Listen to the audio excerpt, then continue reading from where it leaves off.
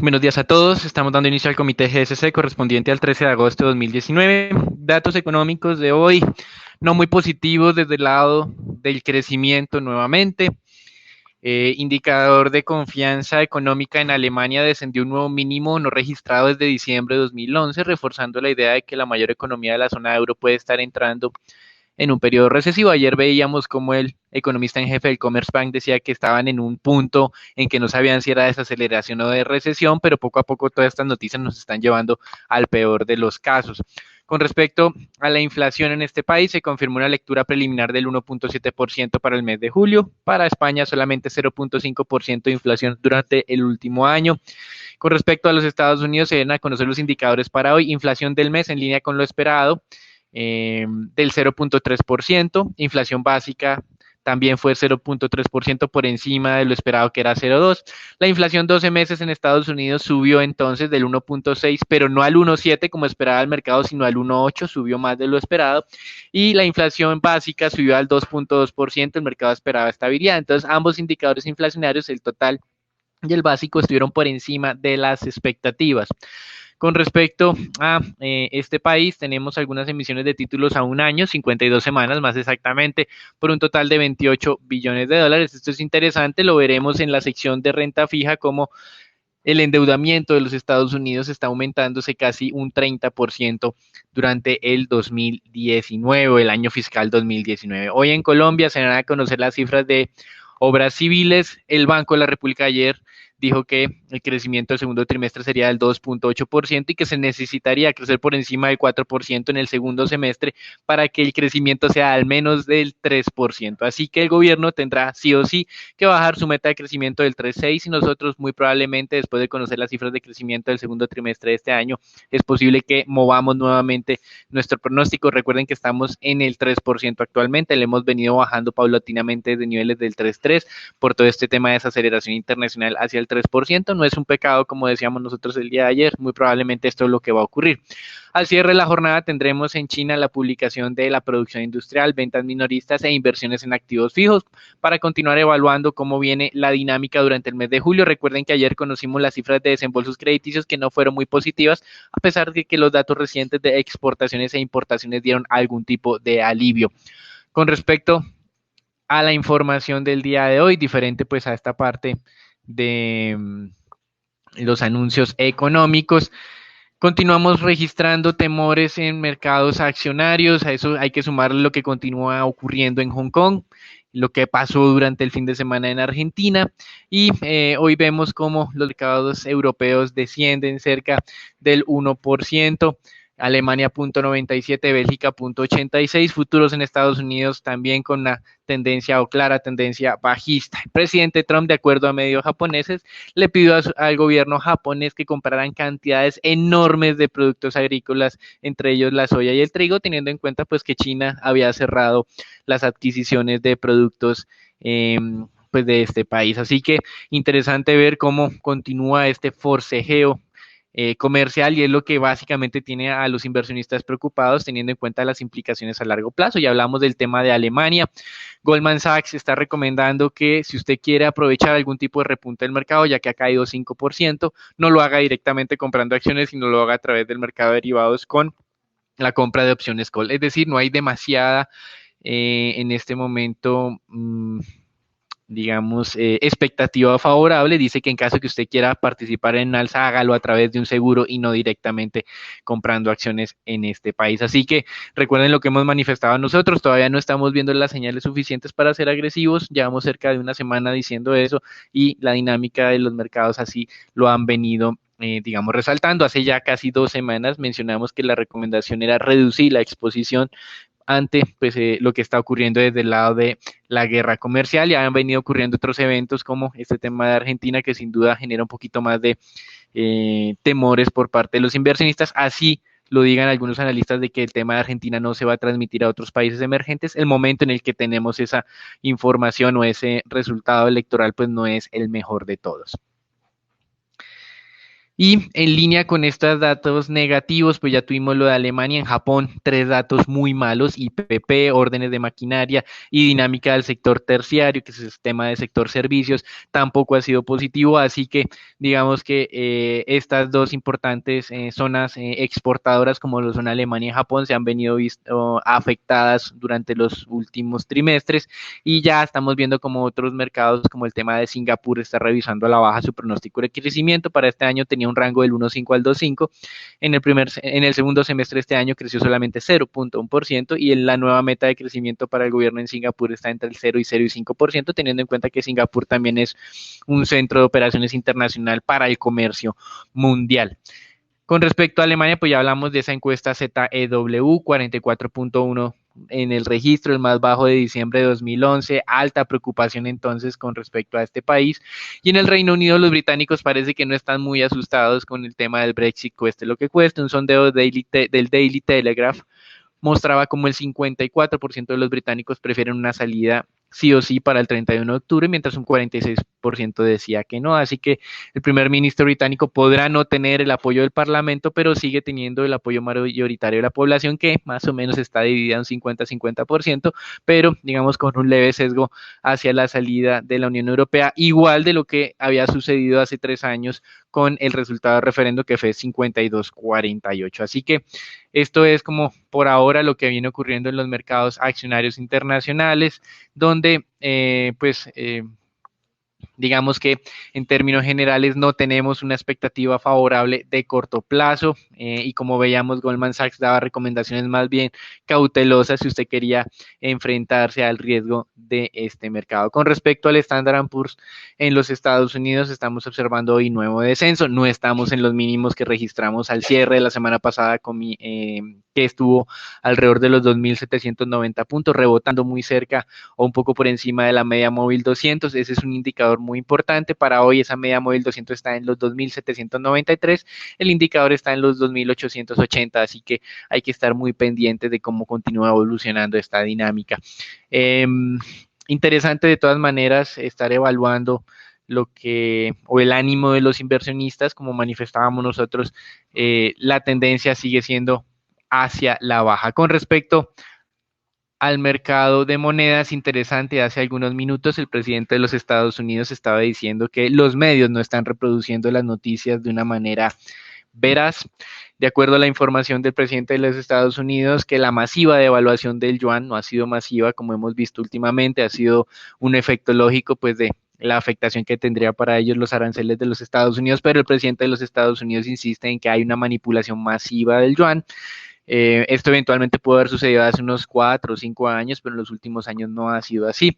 Y esa masiva manipulación le ha generado, y la inyección de montos gigantescos, como le gusta decir al presidente de los Estados Unidos, con muchos adjetivos siempre en sus pronunciamientos a través de Twitter, dice que esa masiva devaluación, que la inyección también gigantesca de liquidez al mercado, al sistema monetario chino, está haciendo que esos billones sean recibidos por los estadounidenses, en vez de que los estadounidenses estén pagando, porque no hay inflación, no hay presiones inflacionarias, el tema de los aranceles no es un problema para los estadounidenses, y que esto no está siendo reportado de esta manera por parte de los medios de comunicación en los Estados Unidos. Sin embargo, recuerden lo que hemos estado mencionando: Estados Unidos, de acuerdo a Japón, sí le está pidiendo a su país que le compre a los agricultores estadounidenses enormes cantidades de productos que no son adquiridas en este momento por el gobierno chino. Así que digamos que de alguna manera el presidente habla de noticias falsas, pero él también está haciendo afirmaciones que no son ciertas, y como vimos, la inflación sí está incrementándose: 2,2% inflación básica,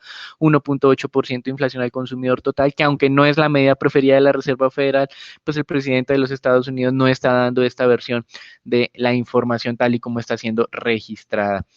Por otro lado, en temas de divisas, interesante ver cómo el gobierno chino anunciaba el día de ayer que está trabajando entre comillas, una criptomoneda. Obviamente no es como el Bitcoin, es una criptomoneda respaldada por todo el sistema chino como tal, como es cualquier otra moneda como el dólar, el yuan actualmente, pero dice que no va a utilizar únicamente la tecnología del blockchain, sino que necesita otro tipo digamos, de estrategias para poder canalizar el flujo de recursos de las operaciones que se hacen diariamente en yuanes. Entonces es interesante ver que es el primer gobierno que está hablando de utilizar un tema tecnológico para modificar la manera en que se está gestionando el tema de liquidez. Como ustedes bien saben, gran parte ahora de las transacciones se hacen a través de temas electrónicos y eso le da la cabida a que los gobiernos implementen este tipo de tecnología sin caer en los errores que estamos observando nosotros desde el punto de vista del respaldo que tienen algunas criptomonedas. Ellos sí están dando el respaldo del gobierno chino. Obviamente habrá otros bancos centrales que trabajarán en este frente. Esperamos Banco Central Europeo lo haga, la Reserva Federal y eventualmente Colombia en algún momento. Obviamente nosotros un poco más rezagados que estos líderes. En Nueva Zelanda también se está haciendo algún tipo de movimientos en este frente. Y finalmente hoy continuamos con las tensiones para las monedas emergentes. Se mantiene la presión alcista del dólar en nuestros mercados, aunque el dólar pueda estar perdiendo valor frente a otras monedas refugio en el mundo como el yen o el franco suizo, frente a nuestros mercados se está fortaleciendo.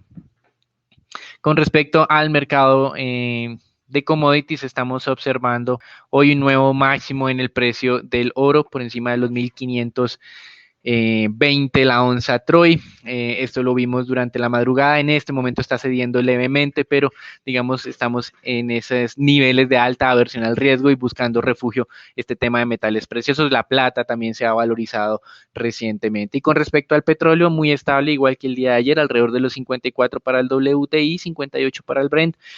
Anuncios interesantes que debido a un tifón en Asia, unas refinerías en China van a estar con operaciones suspendidas por temas obviamente de inundaciones y la capacidad utilizada entonces de las refinerías chinas bajaría de niveles del 62 al 56%. Otro interesante tiene que ver con el tema estratégico que está adoptando ExxonMobil con la posible salida o venta de sus activos en el Mar del Norte, incluyendo el campo que le da el nombre al crudo Brent. Y este no sería la primera compañía que toma la decisión de salirse del Mar del Norte. Exxon lo quiere hacer para enfocarse básicamente en la explotación de esquisto en los Estados Unidos, lo que muestra este gran cambio tecnológico que está dando este tipo de explotación, sino que otras compañías como Chevron y Conoco ya habían salido del Mar del Norte de sus intereses que pueden estar en conjunto con algunas compañías del Reino Unido y de Noruega. Así que interesante ver cómo se está rebalanceando ese mercado petrolero, incluso con decisiones que no implican desde el punto de vista que estén forzados por los gobiernos, sino desde el punto de vista de la ventaja competitiva que sugiere o que podría representar este tema de la explotación de esquisto. Recuerden que Ecopetrol recientemente anunciaba una alianza con una compañía internacional para precisamente empezar a explotar este tipo de campos y de alguna manera adquirir ese conocimiento, pues que ya llevan alguna ventaja importante. Con respecto a los mercados de renta fija, así como en los de renta variable tenemos descensos, en los de renta fija también hay refugio por parte de los inversionistas. Tasas de tesoros a 10 años alcanzando niveles del 1,62, ahorita estamos al 63,5, pero durante esta mañana alcanzamos niveles del 62.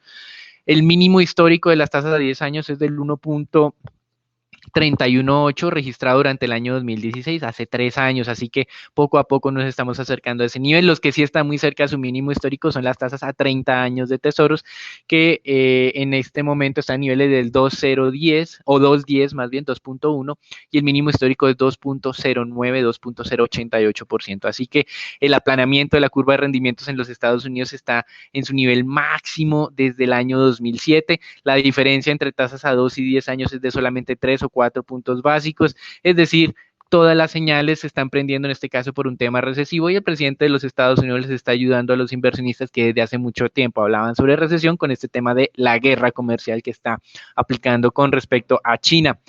Otros mercados también muestran descensos importantes en sus tasas de negociación. Bonos alemanes a 10 años, tasa del menos 0,61%, nuevo mínimo histórico. Y con respecto a esto, pues uno puede tener varias dudas. La primera es qué tan sostenible es este tema de las tasas de interés en terrenos negativos y al parecer JP Morgan y BlackRock no lo ve como un problema. Dice que a pesar de esas tasas negativas, los activos en renta fija siguen siendo muy importantes para el objetivo de diversificar portafolios. Y por otro lado, con respecto a Estados Unidos, ya vimos que la inflación subió más de lo esperado. A pesar de eso, el mercado no cree que eso sea un detonante para incrementar las tasas de negociación. Cuando salió el dato, hubo una leve presión alcista en los tesoros a 10 años, pero ya fue totalmente disipada porque los inversionistas están enfocados en lo que va a ocurrir a futuro y es el tema de la guerra comercial.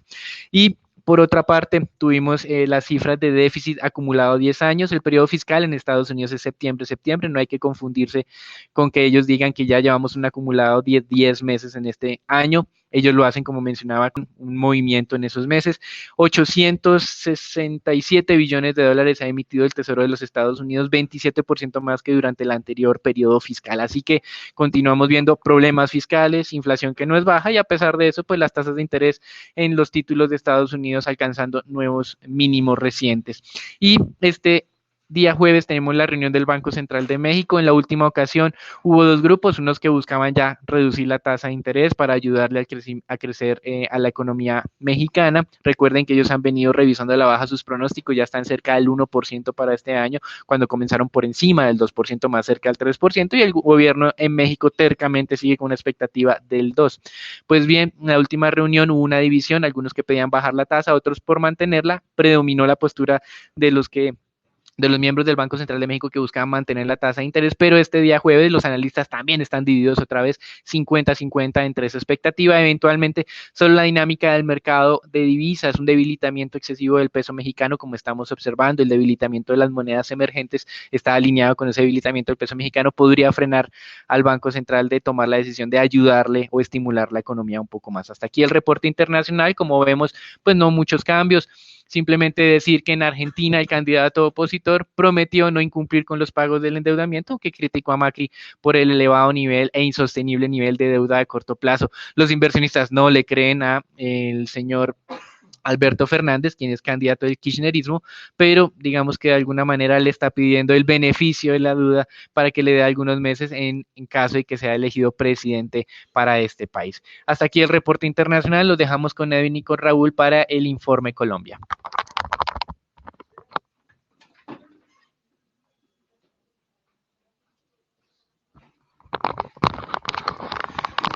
Es Daniel, de acuerdo con la firma Radar, en el mes de julio el consumo de los hogares se incrementó 5.6% en comparación con el mismo mes del año pasado. Hubo una leve desaceleración si lo comparamos con el 5.8% que se presentó en junio, aunque fue un dato bastante similar.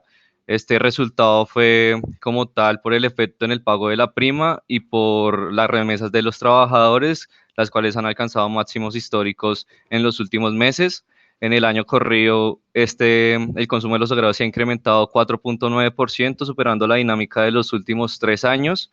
Y vemos este dato como positivo si se tiene en cuenta los recientes datos de desempleo, que han sido bastante malos, y las presiones inflacionarias de los últimos meses. Esto igual continúa siendo como tal el primer driver que hay para el PIB, para el crecimiento del PIB en el segundo trimestre, y pues se consolida como el que mayor aporte va a ser al crecimiento del país en este año. Por otro lado, como lo decía Daniel al comienzo del comité, el día de ayer se hizo la presentación del informe de inflación por parte del Banco de la República. En el gerente Juan José Chavarría trató varios temas en el aspecto económico local. Como lo decía Daniel, en cuanto a crecimiento en el segundo trimestre, el gerente prevé un crecimiento de 2.8%, levemente inferior al 2.9% que esperamos en GSC y que espera el mercado en general. Para este año, como lo decíamos anteriormente, el Banco de la República espera que haya un crecimiento del 3% y para el próximo año espera que sea del 3.3%. Con respecto a inflación, el gerente ve que al cierre del año esta se ubicará en 3.6%, pero que en 2020 esta cifra bajará y estará por debajo de la meta del 3%. Más específicamente, el equipo técnico considera que este dato se va a ubicar en 2.8%. Con respecto a la tasa de cambio, el gerente reiteró que el Banco de la República no tiene un objetivo cambiario, por lo que, pues como tal, no es función del banco intervenir la tasa de cambio. Sin embargo, dijo que se sentía como tal en unos niveles entre 3.300 y 3.500. También relacionado a esto, le preguntaron sobre las reservas internacionales. Él contestó que en cada junta se trata el tema de si reanudan como tal el programa de reservas internacionales, no tanto por el impacto que pueda tener el mercado cambiario, sino más por si sí o no tener un seguro más grande contra la volatilidad internacional que podría servir muchísimo en estos momentos. Finalmente, el gerente dijo que si la economía crece por debajo de lo que esperan y la inflación se comporta de una buena manera, podrían haber más espacios para jugar con las tasas de interés que favorezcan como tal el crecimiento. Igual, este no es un escenario que veamos en GSC, dado que en el corto plazo continuamos observando presiones inflacionarias, lo cual no le permitiría al Banco de la República gran espacio de maniobra como tal con su política monetaria. Eso fue todo por las noticias de Colombia. Pasamos con Raúl con las acciones locales. Gracias, Edwin. Por el lado del Colcap, en la jornada del día de ayer se siguió debilitando, principalmente en línea por mayores temores de una desaceleración económica mundial y también afectado por un entorno retador en Argentina, la cual afectó el comportamiento del dólar colombiano. Según el indicador técnico, marcó en la jornada del día de ayer que la tendencia sería a la baja. Por otro lado, esperamos que el día de hoy Goldcap mantenga ese débil comportamiento, principalmente como tal no se observan todavía rebotes en los mercados internacionales ante mayores preocupaciones acerca de la guerra comercial. Por el lado de noticias, en la jornada recientemente se dio a conocer que un analista mencionó que todos estos difíciles, estos entornos retador que está sufriendo Argentina podría retrasar la venta por parte de Casino de Grupo Éxito, como tal, teniendo en cuenta todos estos entornos retador, podría seguir afectando el desempeño de los resultados de Grupo Éxito y un analista llamado Brian Garnier está como tal mencionando que eso podría retrasar la OPA por parte de GPA de Éxito. Por el lado de resultados, en cuanto a los resultados de Ecopetrol, damos lectura neutral a estos, donde se puede sacar principalmente que esto fue en línea con nuestras expectativas. Es decir, como tal, a pesar de que la producción fue inferior al estimado, los ingresos superaron levemente nuestras expectativas, es decir, crecieron el 0,6% superior a lo estimado por GSC. Esto se dio como tal, teniendo en cuenta un leve incremento por el lado de las ventas volumétricas ante mayores exportaciones de diésel por mayores volúmenes de Reficar. Es a su vez de sacar que la devaluación de la TRM sopesó como tal la, el,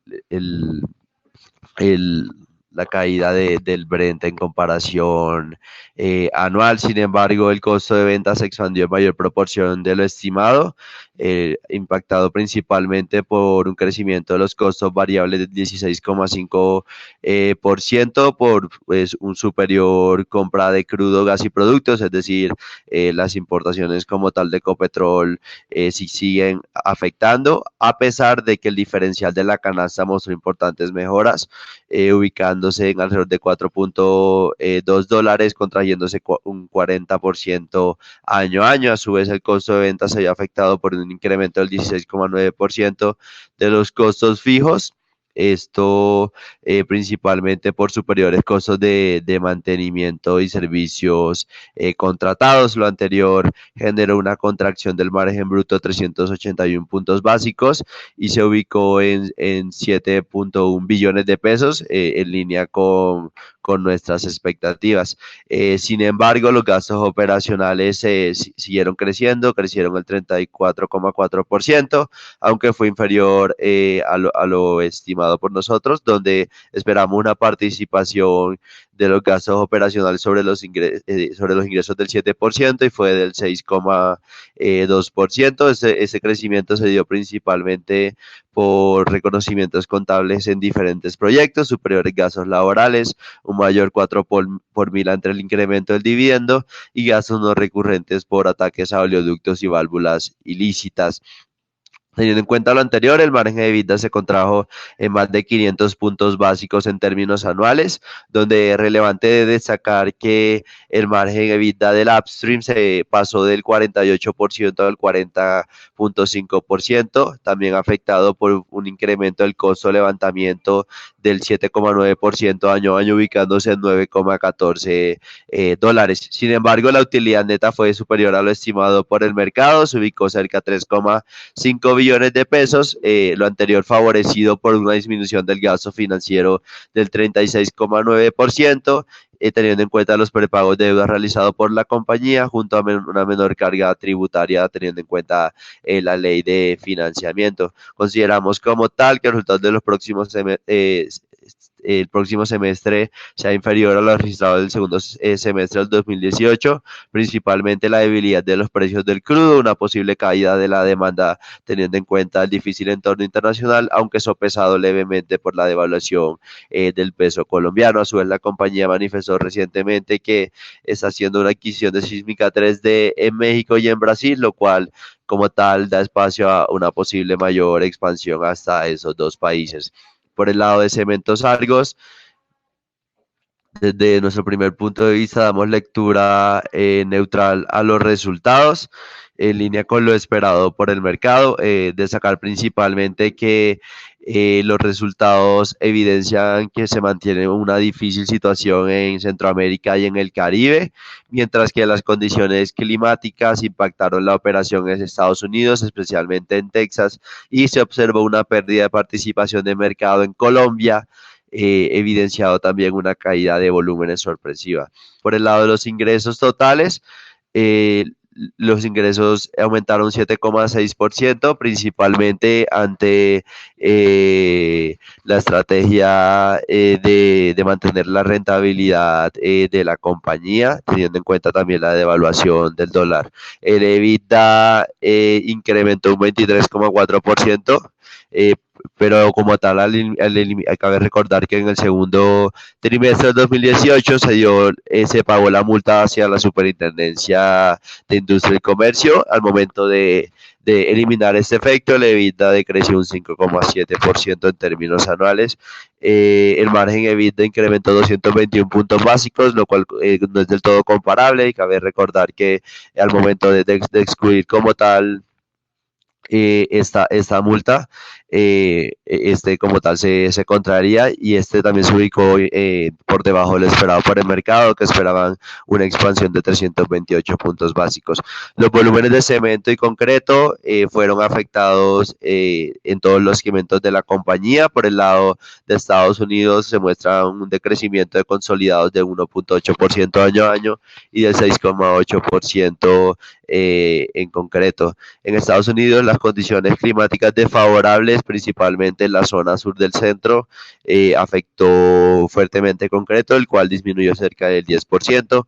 En Colombia, el seguimiento de la estrategia de recuperación de vía precios generó que los volúmenes de cemento y concreto decrecieran el 8,2 y el 2,1 respectivamente. Eso como tal lo consideramos como negativo. Cabe recordar que el mercado esperaba un mejor comportamiento vía volúmenes, y eso como tal no se evidenció en el presente trimestre. Por el lado de Centroamérica y el Caribe, los volúmenes también se vieron impactados negativamente por la desaceleración del sector en Panamá. Eso como tal ha sido ya una tendencia en los últimos trimestres. El difícil entorno político en Honduras, donde los despachos se contrajeron el 21%.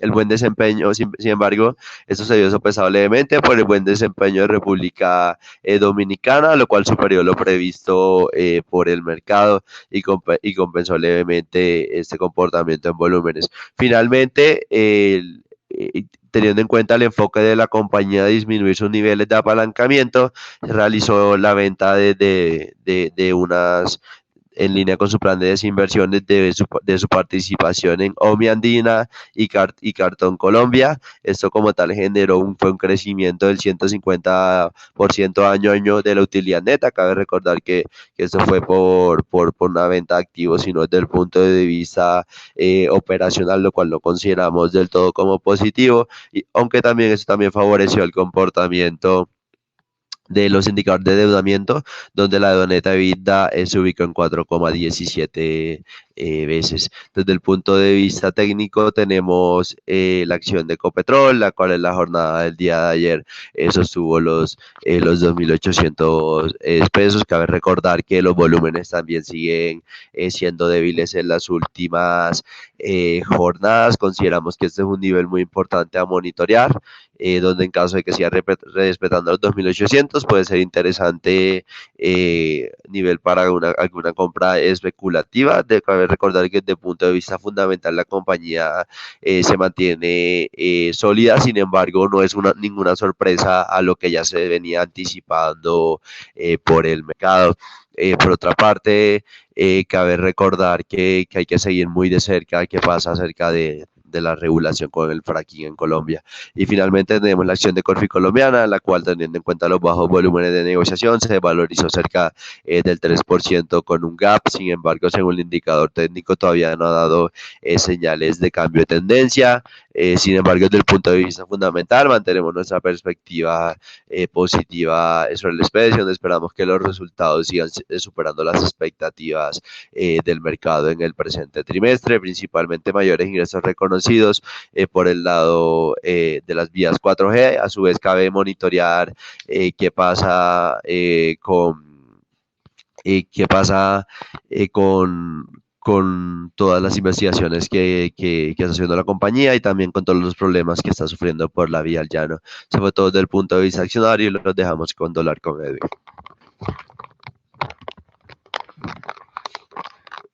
El peso colombiano en el día de ayer volvió a ser terreno frente al dólar. En esta ocasión se apreció 0.85% con respecto a la jornada anterior y la tasa de cambio se ubicó en 3.426 pesos por dólar con un monto de negociación de 1.029 millones de dólares. Este comportamiento se dio principalmente por un entorno regional en donde las monedas latinoamericanas como tal sufrieron el impacto que hubo en Argentina. No obstante, también cabe mencionar que en el intradía el peso colombiano tuvo una leve apreciación, dado por una leve debilidad del dólar a nivel internacional y una leve recuperación en los precios del petróleo. Sin embargo, técnicamente continuamos observando una tendencia alcista. Sin embargo, esperaríamos más que una tendencia alcista, quizás un canal horizontal entre esos niveles, pues bastante altos hasta que, como hemos reiterado en los anteriores comités, hasta que el riesgo como tal global se disipe, pues vamos a tener una tasa de cambio alta. Con respecto a renta fija local, todas las referencias de la curva en pesos tuvieron desvalorizaciones en el día de ayer.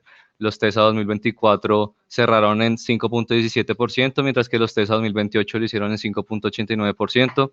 Así la curva en pesos se desvalorizó en general 2.83 básicos, mientras que la VR lo hizo en 1.49 básicos.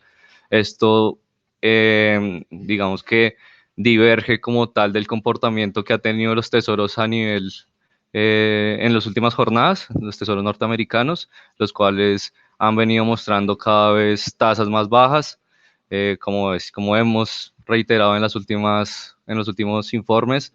A medida que estos riesgos internacionales se disipen, podríamos observar mayores flujos provenientes del exterior y mayores valorizaciones en el tema de deuda pública. Aún técnicamente no estamos observando un cambio de tendencia, por lo que posiblemente podamos ver tasas más bajas en los próximos meses. Con respecto a deuda corporativa, se operaron alrededor de 5.300 millones a través de bolsa y 820.000 millones por OTC, en donde lo más transado fue tasa fija con vencimientos a 2020 y 2022. Recientemente, los títulos con cupón fijo han sido como los más demandados, entonces es como un detalle que habrá que analizar en las próximas jornadas, a ver si se frena como tal la caída en la demanda que se observaba en los últimos meses con respecto a este tipo de títulos. Eso fue todo por el informe de hoy. Los esperamos mañana con un nuevo comité y les recordamos que nos sigan en nuestras redes sociales, Facebook y Twitter, para mantenerse informados acerca de los movimientos del mercado de capitales. Muchas gracias.